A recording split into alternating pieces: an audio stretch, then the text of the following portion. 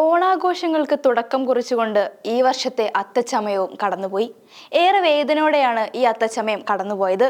കാരണം വയനാട്ടിലെ ചൂരൽമല, മുണ്ടക്കൈ പ്രദേശങ്ങൾ ദുരന്തഭൂമിയായി മാറിയിട്ട് ഒരു മാസം കഴിഞ്ഞതേയുള്ളൂ. എറണാകുളത്തെ തൃപ്പൂണിത്തുറയിൽ ഓണത്തോടനുബന്ധിച്ച് ചിങ്ങമാസത്തിലെ അത്തം നാളിൽ നടത്തുന്ന ആഘോഷമാണ് അത്തച്ചമയം. വിവിധ ജില്ലകളിൽ നിന്നായി ഈ ഉത്സവത്തിൽ പങ്കെടുക്കാൻ എത്തിയത് പതിനായിരക്കണക്കിന് ആളുകളാണ്.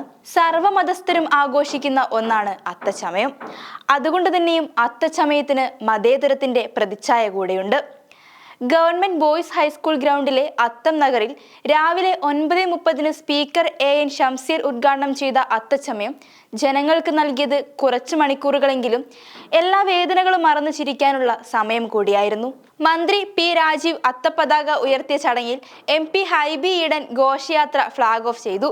അതോടൊപ്പം 59 കലാസംഘങ്ങളിലായി 1000-ഓളം കലാകാരന്മാരാണ് ഘോഷയാത്രയിൽ പങ്കെടുത്തിരുന്നത്. രാവിലെ 10-ന് സിയോൻ ഓഡിറ്റോറിയത്തിൽ അത്തപ്പൂക്കള മത്സരവും പൂക്കള പ്രദർശനവും നടന്നു.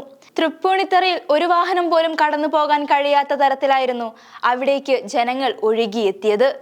അത്തം 10-ന് തിരുവോണം എന്നാണല്ലോ പറയാറുള്ളത്. നാളെ മുതൽ മലയാളികളുടെ അങ്കണങ്ങൾ പൂക്കൾ കൊണ്ട് നിറയും. ഇത്തവണ സെപ്റ്റംബർ 6-നാണ് അത്തം, സെപ്റ്റംബർ 15-നാണ് തിരുവോണം.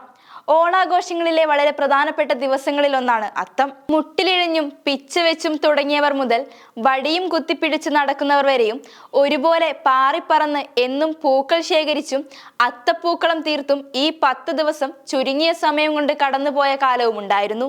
എന്നാൽ ഇന്ന് തിരക്കേറിയ ജീവിതവുമായി മുന്നോട്ട് പോകുന്നവർക്ക് പൂക്കൾ ശേഖരിക്കാനും പൂക്കളം ഒരുക്കാനും സമയമില്ല. ഓണാഘോഷത്തിന് തുടക്കം കുറിക്കുന്ന അത്തച്ചമയത്തിന് സാക്ഷിയാകാൻ കേരളത്തിലെ പലയിടങ്ങളിൽ നിന്നും ആളുകൾ എത്തുന്നുണ്ടെങ്കിലും അധികമാർക്കും അത്തച്ചമയം എന്താണെന്നറിയില്ല. ഇതെങ്ങനെ ഒരു ഉത്സവമായി മാറിയെന്നറിയില്ല. എന്താണ് അത്തച്ചമയം?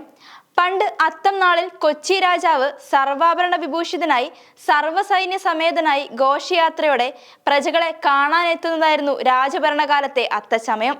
1949-ൽ തിരുവിതാംകൂർ കൊച്ചി സംയോജനത്തോടെ രാജകീയ അത്തച്ചമയം നിർത്തലാക്കി. തിരുവിതാംകൂർ കൊച്ചി രാജവംശങ്ങൾ നടത്തിയിരുന്ന അത്തച്ചമയം 1961 മുതൽ കേരള സർക്കാർ ഏറ്റെടുത്തു. ഇപ്പോൾ സർക്കാർ ആഘോഷത്തിന്റെ ഭാഗമായാണ് അത്തച്ചമയം ആചരിക്കുന്നത്. അത്തം നാളിലാണ് ഓണത്തിന് പൂക്കളമിട്ട് തുടങ്ങുന്നതെന്ന് നേരത്തെ പറഞ്ഞിരുന്നല്ലോ. എന്നാൽ അത്തം നാളിലെ പൂക്കളത്തിനും ചില പ്രത്യേകതകളുണ്ട്. അത്തം നാളിൽ തുമ്പപ്പൂ ഇട്ടുകൊണ്ടാണ് പൂക്കളം ഇടേണ്ടത്. പിന്നീട് തുളസിപ്പൂവും ഉപയോഗിക്കുന്നു. അത്തം ചിത്തിര നാളുകളിൽ ഈ 2 പൂക്കൾ മാത്രമാണ് പൂക്കളമിടേണ്ടത്. 3-ാം ദിവസം മുതൽ നിറങ്ങളുള്ള പൂക്കൾ ഉപയോഗിക്കാം. അത്തം നാളിലെ പൂക്കളത്തിന് ഒരു നിര പൂ മാത്രമേ പാടുള്ളൂ. അങ്ങനെ പ്രത്യേകതകൾ ഏറെയാണ് ഓരോ പൂക്കളങ്ങൾക്കുമുള്ളത്. എന്നാൽ എത്രയൊക്കെ കളിച്ചും ചിരിച്ചും നടക്കുമ്പോഴും വയനാട്ടിലെ ഉരുളെടുത്ത ചൂരൽമല ഇന്നും നെഞ്ചിലെ ഉണങ്ങാത്ത മുറിവ് തന്നെയാണ്. അതുകൊണ്ടാണ് അത്തച്ചമയത്തിന്റെ ആഘോഷങ്ങൾ പോലും ചുരുങ്ങിപ്പോയതും.